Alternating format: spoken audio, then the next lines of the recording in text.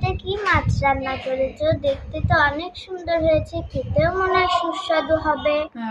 এটা শিং মাছ রান্না করেছি। দুটো শিং মাছ সুন্দর করে ধুয়ে নিয়েছি, কেটে নিলাম, ছোট ছোট পিস করে নিয়েছি। তারপরে একটু পেঁয়াজ তেলের মধ্যে দিয়ে একটু নেড়ে চেড়ে আদা বাটা, রসুন বাটা, হলুদ, শুকনা মরিচ, একটু পানি, একটু লবণ দিয়ে নেড়ে চেড়ে একটু কিছুক্ষণ কষানোর পরে মাছটা ঢেলে দিয়েছি।